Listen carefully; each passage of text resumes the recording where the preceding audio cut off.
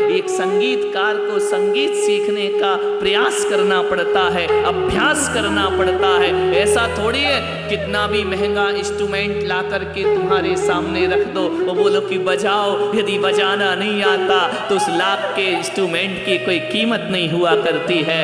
वह अभ्यास करना पड़ता है। ये बच्चियां बैठी हैं, एक प्रस्तुति देना है स्टेज पर, मंच पर एक सांस्कृतिक प्रस्तुति देना है तो 8-8, 10-10 दिन प्रयास करना पड़ता है, पुरुषार्थ करना पड़ता है। मालूम है 10 दिन की तैयारी, प्रस्तुति 10 मिनट की।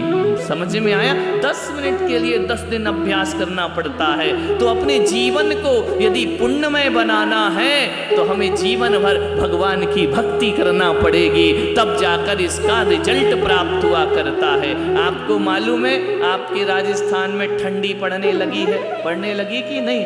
नहीं, हमारे यहाँ नहीं पड़ती। यहाँ तो मुश्किल से 4-6 दिन पड़ेगी दिसंबर में। यहाँ तो गर्म कपड़े भी नहीं पहनना पड़ते हैं। लेकिन आपके यहाँ बांसवाड़ा में ठंड पड़ने लगी। दिवाली से आदमी सोचने लगता है कि ठंड आ गई। मालूम है आपको कि जब ठंड लगती है तो क्या करते हो आप? गर्म कपड़े पहनते हो, स्वेटर पहनते हो, ऊनी कपड़े पहनते हो। कितने महीने पहनते हो? बोलो। 4 महीने कहाँ पड़ती है अब? 2, 2.5, 3 महीने है ना। मान लो कि 2 महीने ठंड जोर से पड़ी तभी पहनोगे। आप ये बताओ 2 महीने पहनते हो गर्म कपड़े, आप कितने 2 महीने पहना ठंड से बचने के लिए? एक बात बताइए, कभी सोचना, कपड़ों में भी चिंतन कर सकते हो, हर चीज में सोच सकते हो। 2 महीने की ठंड से बचने के लिए वो ऊनी कपड़ा 2 महीने आपकी ठंड से रक्षा करता है। एक बात बताओ, तुम उन कपड़ों की रक्षा कितने महीने करते हो? विचार करिए। 10 महीने तुम संभाल के रखते हो, तब 2 महीने वो तुम्हारी रक्षा करता है, तब वो तुम्हें बचाता है।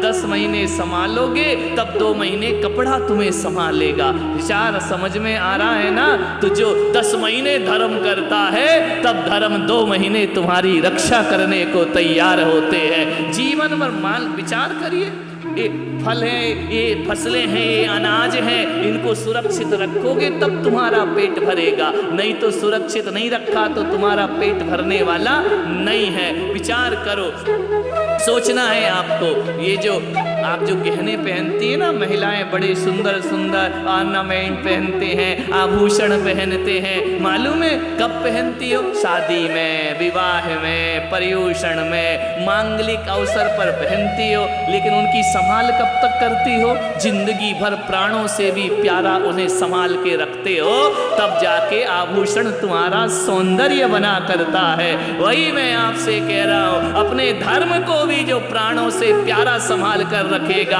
धर्म उनके जीवन का सौंदर्य बन जाया करता है। प्राणों से प्यारा धर्म को संभाल करके रखो, तब धर्म हमारी सहायता करेगा। ये जो मिलिट्री में खड़े हैं, सेना पर सीमा पे खड़े हैं ना लोग, रोज रोज युद्ध होता है क्या? रोज रोज जंग होती है क्या? नहीं होती है। फिर भी वो सीमा पे खड़े रहते हैं जवान, लड़ने के लिए तैयार रहा करते हैं।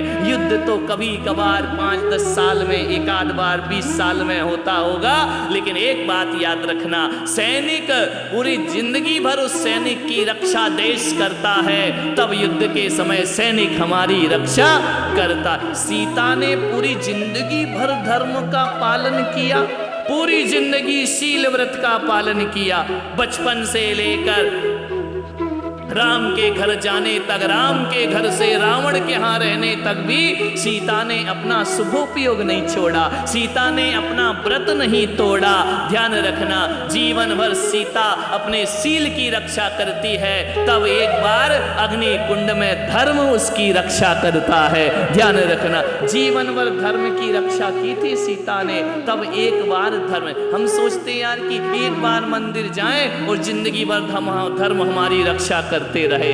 नहीं, धर्म रक्षा कब करता है? जब संकट आते हैं। धर्म रक्षा कब करता है? ध्यान रखना, छोटी मोटी बातों में धर्म क्या करो, सिर दुख रहा है, ठीक नहीं होता है, लाओ कोई मंत्र दे दो, कोई धर्म दे, ये छोटी मोटी तो मेडिकल की दवा दवाई भी ठीक कर देगी, ध्यान रखना। उसमें ज्यादा ध्यान लगाने की कोशिश मत करो। पूरी जिंदगी जब दाव पर लगती है तब धर्म हमारी रक्षा को आकर के खड़ा हो जाया करता है। मानतुंग का पूरा जीवन दाव पर लग गया, तब 48 तालों में जिन्हें बेड़ियों में जकड़ के रख दिया, पूरे जीवन भर मानतुंग आचार्य ने धर्म की रक्षा की, तब पूरे दिन में धर्म उनकी रक्षा करता। आज विपत्तियों से तुम कैसे बच जाते हो, कष्ट से कैसे बच जाते हो? आप सब यहाँ बैठे हैं, आपके जीवन में भी तो संकट आते होंगे ना, विपत्तियां आती होंगी, आपत्तियां आती होंगी, निराशा आती होंगी। लेकिन जब वो निराशा चली जाती है तो आपको लगता है यार इतना बड़ा संकट टल गया, कैसे टल गया पता ही नहीं चला। अरे कैसे पता चलेगा? ये संकट तभी टला है जब अच्छे दिनों में तुमने भगवान की भक्ति की है, तब ये संकट ऐसे चला जाता है कि हमको पता ही नहीं पड़ता है। कौन मानस है जीवन में जिसके जीवन में संघर्ष नहीं हुआ करता है? कौन व्यक्ति है इस दुनिया में जिसके जीवन में कोई संकट और कष्ट नहीं आया करते हैं? आप और हम तो मामूली लोग हैं। महापुरुषों के जीवन में भी कष्ट आया करते, तीर्थंकरों के जीवन में कष्ट आए, लेकिन वो कष्ट कैसे निकल जाते हैं पता नहीं चलता है। जब कष्ट होता है तो बहुत बड़ा दिन लगता है, ऐसा लगता कैसे दूर होगा ये संकट, कैसे टलेगा। लेकिन जब टल जाता है ना तो पूरे अपन जितना भी संघर्ष है वो भूल जाया करते हैं और फिर आनंद में जीना प्रारंभ कर देते हैं। विचार करो, कोरोना में कितने लोग चले गए और आज अपन यहाँ बैठ के पूजा कर रहे हैं। क्या काम आया है? मास्क काम नहीं आया, ये सैनिटाइजर काम नहीं आया है, ध्यान रखना ये वैक्सीन भी काम नहीं आई है। अरे पूरी जिंदगी भर हमने कुछ धर्म कर लिया होगा तो आज यहाँ बैठकर भगवान की पूजा कर। धर्म हमारी सहायता करता है, धर्म सहायता करते हुए दिखाई नहीं देता है, लेकिन बहुत बड़ी ताकत बनकर हमारे साथ साथ धर्म चला करता है। धर्म की अटूट शक्तियां होती हैं, बड़े बड़े संकटों को, विनाश को जो समाप्त। बोलो कितने लोग चले गए इस कोरोना से? ऐसी चिताएं जली कि एक एक चिता पर 4-4 लोगों को जलाना पड़ा।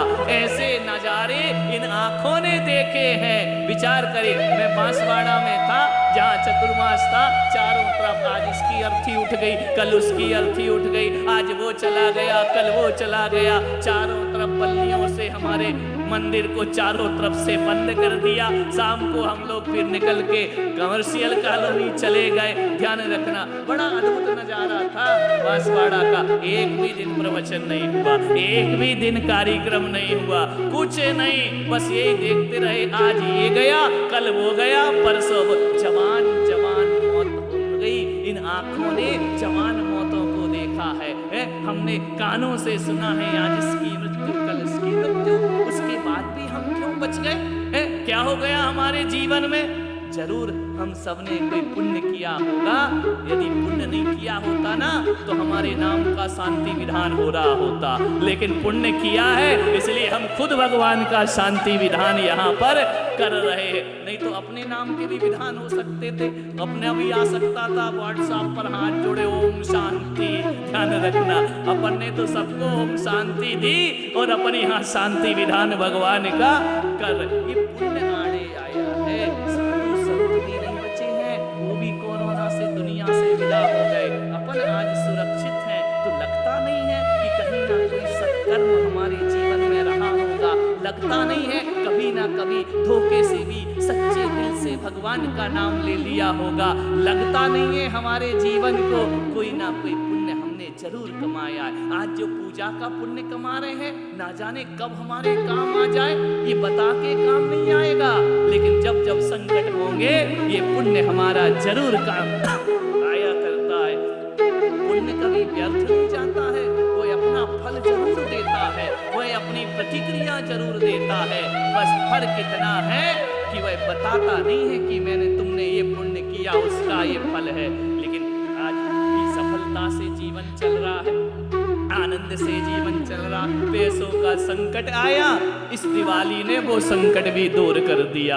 2 साल जो दिक्कत थी, दुकानें नहीं खुली, इस बार तो इतना मार्केट खुला कि हजारों लोग बाजारों में पहुंच गए। ये व्यवस्थाएं कैसे बन रही है, कैसे ये सब कुछ हो रहा है, इसके पीछे कहीं ना कहीं हमारी जिनेंद्र भगवान की भक्ति है। कहीं ना कहीं हमने कोई पुण्य संचित कर लिया है, जो आज इतने आनंद से हार मुकुट बांधे बैठे हुए हैं। नहीं तो ये भी हो सकता था कि माला डल रही होती फोटो पर, आज हार मुकुट पहने बैठे हैं। ये भगवान की भक्ति पूजन है। वो कितनों की फोटो पे अपन डाल भी आए हैं माला पूरे चातुर्मास में। ध्यान रखना, पुण्य है हमारा, का पुण्य है। इतलाओ इस पुण्य पर, कहते हो ना, हम जैन कुल में जन्मे अभिमान करो रे, जिनेंद्र भगवान की भक्त जिनेंद्र नहीं बचाया है, नहीं तो महाविनाश के कगार पर दुनिया जाकर के खड़ी थी।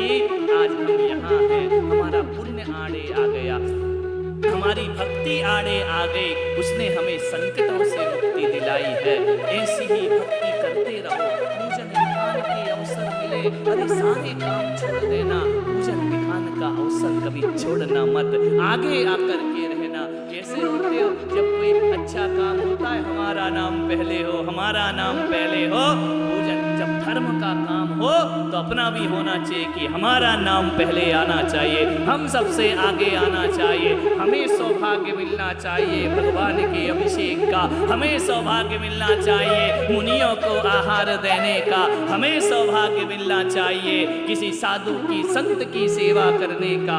इतना आनंदित चातुर्मास यहाँ पर मेरा संपन्न हुआ है, मैं कुछ शब्दों में व्यक्त नहीं कर सकता। हालांकि मेरे चातुर्मास बड़े बड़े शहरों में हुए, बड़ी बड़ी सभाओं में हुए, हजारों हजारों लोग जो प्रवचनों में आते थे, हजारों हजारों लोग जो धर्म से जुड़ते थे, लेकिन इस जंगल में कोई नहीं। लेकिन मैं कह सकता हूँ कि यहाँ पर जो श्रद्धा भक्ति हमारे भक्तों ने दिखाई है, एक एक परिवार ने एक एक दिन का चातुर्मास का सौभाग्य प्राप्त किया है।